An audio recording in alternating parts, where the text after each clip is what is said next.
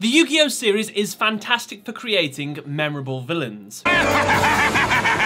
Yes, suffer well, Pharaoh! But I started to think to myself, out of all these villains that we've seen through all of the different Yu-Gi-Oh series, Yu-Gi-Oh! Duel Monsters, Yu-Gi-Oh! GX, Yu-Gi-Oh! 5Ds, Yu-Gi-Oh! ZEXAL, Yu-Gi-Oh! Arc 5, and Yu-Gi-Oh! VRAINS, I thought, statistically, who was the best one? Who was the most imposing in terms of their on-screen presence in beating duelists? Because, yes, nearly every single one of the main endgame villains that we've seen throughout the series have some ultimate plot to destroy the world, to turn it into darkness, to do all these sorts of things. But the thing about Yu-Gi-Oh! Is, it doesn't matter how physically imposing the villain is, because what they need to have is incredible dueling skills. And I wondered, do the stats match up? So in today's video, we're going to be finding out of nearly all of the Yu-Gi-Oh! Main villains that we've seen throughout the series, who is, statistically, the best Yu-Gi-Oh! Villain out of them all, and by extension, who was the worst. Now, for a heads up, I originally was only going to do the final 6 villains of all the series, the very, very end bosses, but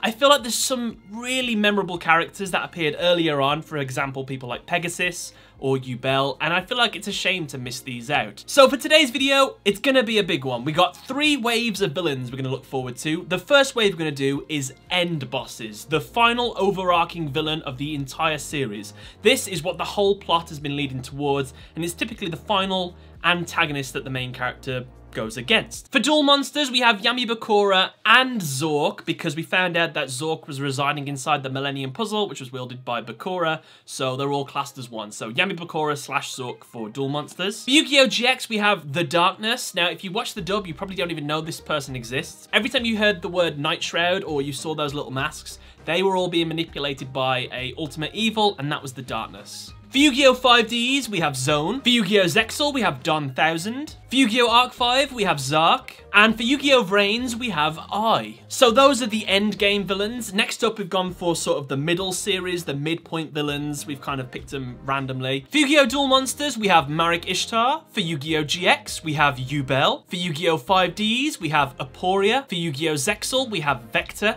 For Yu-Gi-Oh! Arc 5, we have the Professor, Leo AKABA. And for Yu-Gi-Oh! VRAINS, we have BOHMAN. So that's the second wave of villains, and then for the final wave of villains we're going to be doing, these are more early series, or just fan favourites basically. First we have for Duel Monsters, MAXIMILLION Pegasus. For Yu-Gi-Oh! GX we have SARTORIUS KUMAR. For Yu-Gi-Oh! 5Ds we have Rex GOODWIN. For Yu-Gi-Oh! ZEXAL, we have number 96. For Yu-Gi-Oh! Arc 5, we have Yuri. And for Yu-Gi-Oh! VRAINS, we have Lightning. So those are all the villains we're going to be covering today. Now, what we're going to do in order to determine who is the best, we actually have 3 categories we're going to be judging them in. How many duels that they had throughout their entire series. I like to judge the amount of duels because it means they were willing to go out there, risk their win-loss ratio, and cause some havoc in the world, a la villain style. Next, we judge them on their win percentage. Out of all those duels that they had, how often did they actually win their duels? So the higher their win percentage, the better they are. And the last thing we're going to judge them on is something that I call a duel score. We're going to allocate points to their wins, to their draws, to their losses. A win gets you 3 points, a draw gets you 1 point, a loss gets you a -1 point. This is so that you can punish people that may have dueled quite a bit, but might have lost quite a lot of those duels as well. So it stops people that kind of try to farm the amount of duels, basically. So that's how the duel score is going to work. We're then going to find out who came first, second, third, fourth. I'm going to use this little tallying system here to determine who is the overall winner. We're going to do that for all 3 waves, and then at the very end, we're going to have a ultimate little guide here to see who was the very best. But yeah, let's get started with Wave 1, End Game Bosses.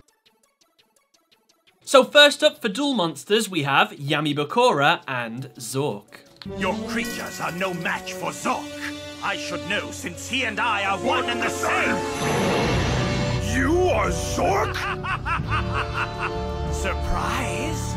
How's that for a twist? I'm gonna be honest with you, for the Duel Monsters series, it was hard to pick a final endgame boss, but I decided to go with BAKURA and ZORC together because BAKURA didn't have a very good track record, and ZORC didn't actually technically duel anyone. So I thought by combining these 2 together, that would be perfect. Now, unfortunately, BAKURA didn't have that many duels. Out of all of the duels that he had, I think he only had like 4 or 5. And out of all those duels, he only had 1 win. That 1 win was against Bones. And I'm pretty sure he killed Bones as well.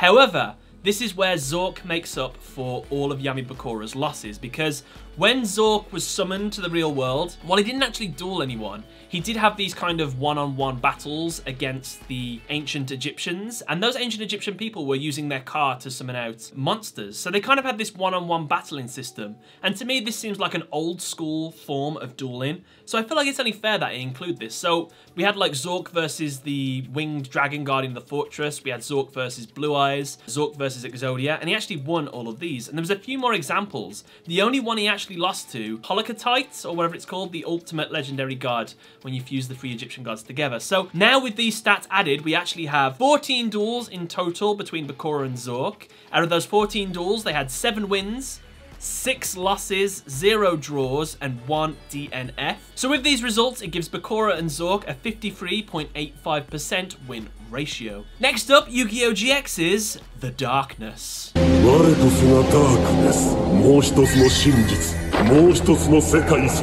Sadly, The Darkness never actually appeared in the dub, so I can't use dub footage, never mind. The Darkness had 7 duels. A lot of these duels were through possession, where he's possessing people like Atticus Rhodes, Yusuke Fujiwara, I forgot his name, the guy that played Clear World. Lots of little things like that. So out of his 7 duels, he had 3 wins, 5 losses, 0 draws, 0 DNFs, which gives the Darkness a 37.5% win ratio. Next for Yu-Gi-Oh! 5D's Zone.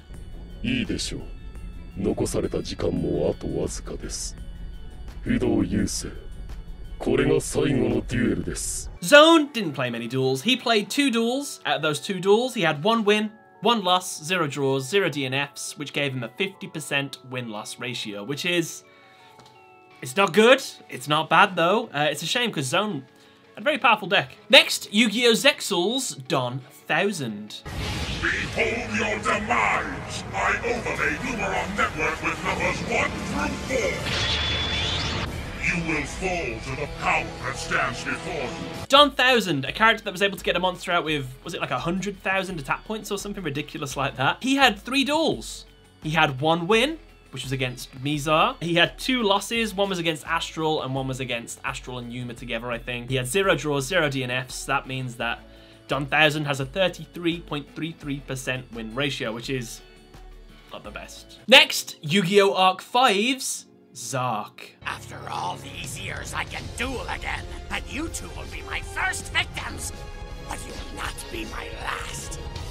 Now, to get these results, I've been using the Yu-Gi-Oh! Wikia website, but you'll notice that ZARC doesn't include a lot of his wins in his, like, human form. So what I did is I took each one of the wins that you sort of see where he's sort of maiming people in his duels, because he went a bit crazy, and I've included each one of them as a win. So overall, ZARC had 7 duels. One of those duels, he dueled, like, it's like 7, 8 people or something like that in one single duel. So out of 7 duels he played, he actually had 15 wins. He's had more wins than he has games. That's fantastic. It's a great score. Out of those 15 wins he only had 1 loss, and that was to Ray when she just appeared out of nowhere. He had 0 draws, 0 DNFs. ZARC had a 93.75% win ratio, which is fantastic. ZARC did really well there. The fact that he only played 7 duels and had 15 wins is very impressive. Well done, ZARC. Next up, Yu-Gi-Oh! VRAINS' I.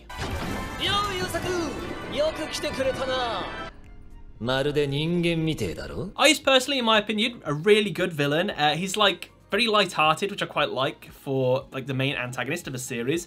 But I played 10 duels. He had 8 wins, 2 losses, 0 draws, 0 DNFs, which gives him a 80% win ratio, which is respectable. So then if we take those results now and put them into leaderboards, let's see who did the best. Starting with the most amount of duels. In first place is Bakura with 14 duels. In second is I with 10 duels. In third is ZARC with 7 duels. In fourth is Darkness with also 7 duels, but I've put him lower because he actually dueled through people, so it wasn't technically his deck. I think that's fair.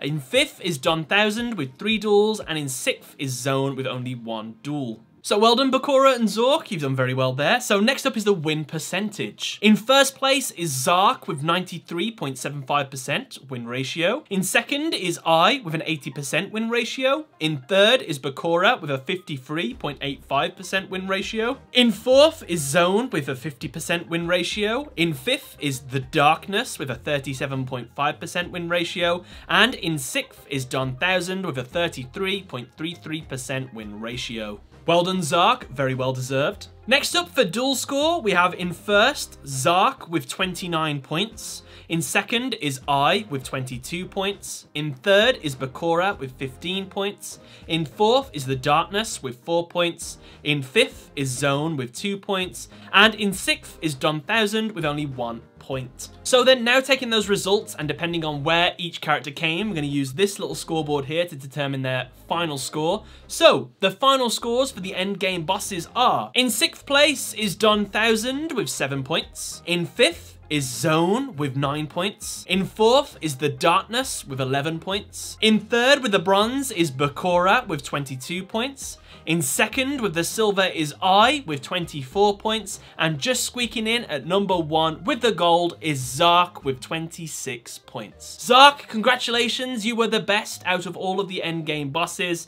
Dom1000, unfortunately, you were the worst. Let's move on next to the second wave of villains, starting with MARIK ISHTAR for Duel Monsters. Soon all 3 Egyptian god cards will belong to me, and the world will cower at my feet. MARIK ISHTAR dueled 8 times. He had 3 wins, 3 losses, 1 draw, 1 DNF. His 3 wins were to BAKURA, Mai, and Joey, so quite big wins to be fair. This gave MARIK ISHTAR, aka YAMI MARIK, a 50% win ratio, so it's okay. Next up for Yu-Gi-Oh! GX, we have YUBEL. We are finally one!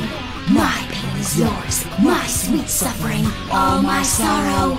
I share it all with you, children. YUBEL, interestingly, had 7 duels. Out of those 7 duels, she had 4 wins, 0 losses, 2 draws, and 2 DNFs. YUBEL never lost a duel. She only ever drew, and even against Jaden at the very end, that duel got interrupted because each other fused with each other, so it got completely interrupted. That means that YUBEL has a 100% win ratio. Holy hell. It's quite impressive. Well done, YUBEL. Personal favorite character is mine as well, so that's pretty good. For Yu-Gi-Oh! 5Ds, we have APORIA. I have seen what is in store for all of us, and I will not stand by and forsake the future. So ready yourself, you say, because it all ends now! APORIA, not a very imposing character. I preferred him when he was all split up into his 3 different forms. He only had 3 duels, and out of those 3 duels, he never won. He lost 3 times. He never drew and he never DNF'd, so 0% win ratio there, APORIA. He actually lost to the actual main antagonist of the series as well. How embarrassing. Next up, Yu-Gi-Oh! ZEXAL with Vector. You want to see him that badly? Well, here he is. But I'm afraid he is resting. Now, honestly, it was a bit of a toss-up between who I was going to include in Yu-Gi-Oh! ZEXAL's main villains, because they've got quite a few, but I thought Vector was the way to go. Vector had 11 duels. Out of those 11 duels, he only had 2 wins. He had 7 losses, 0 draws, 2 DNFs, which means he had a 22.22% win ratio, which is...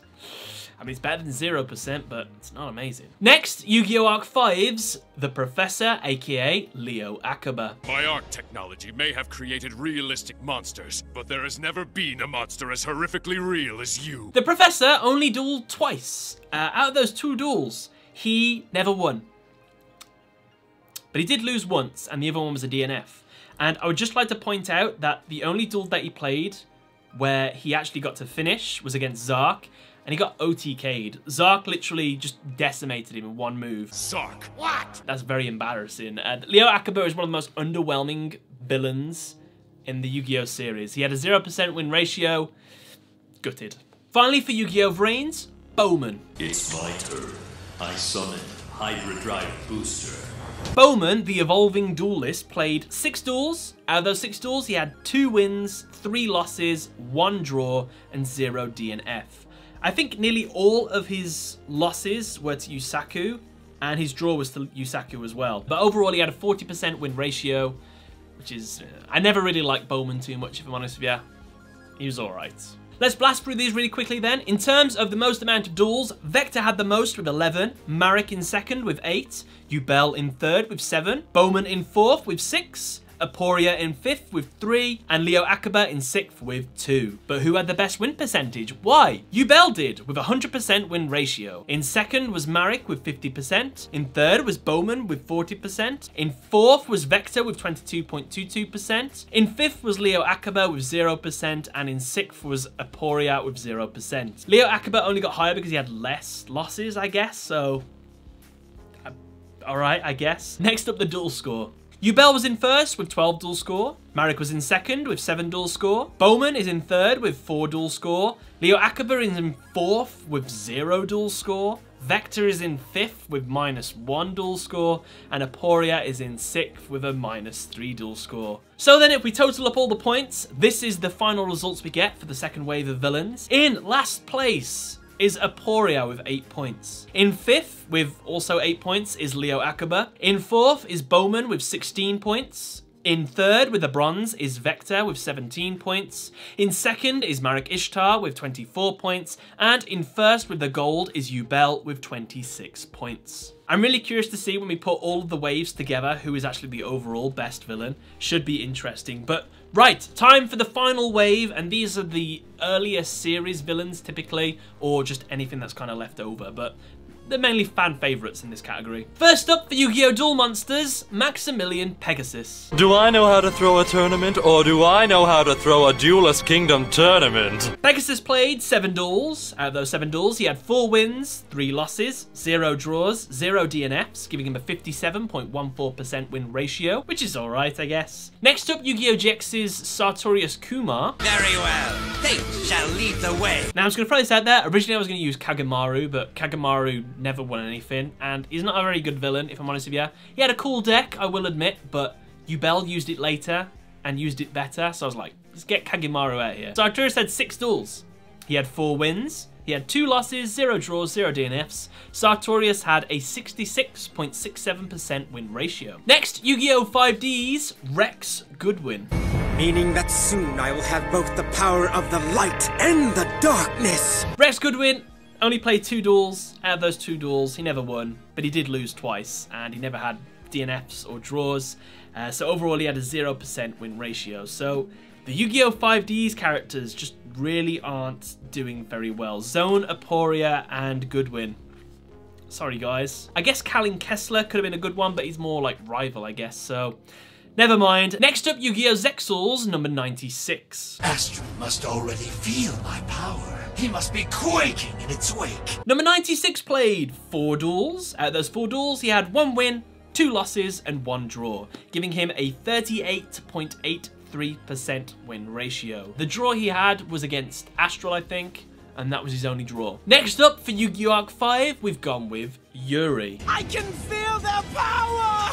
It's incredible! Too incredible! Now, I decided to pick Yuri for Yu-Gi-Oh! Arc 5 because I thought it was the most imposing antagonist in the series. There's like a couple other people that appeared, but no one as good as Yuri. And for good reason too, because Yuri actually played 13 duels throughout the series. Yes, he's technically part of the main character, but he's definitely an antagonist, right? Out of those 13 duels, he had 16 wins. He took a page out of ZORC's book. I see where ZORC got it from now. He got it from Yuri. He's winning more duels than he's had duels. Because he played like a bunch of like 5-on-1 kind of things. But he had 16 wins, 1 loss, 0 draws, and 2 no results. His only loss was to Yuya, I do believe. So that gives him a 94.12% win ratio. Fantastic score, Yuri. Well done. And finally, for Yu-Gi-Oh! VRAINS, we have Lightning.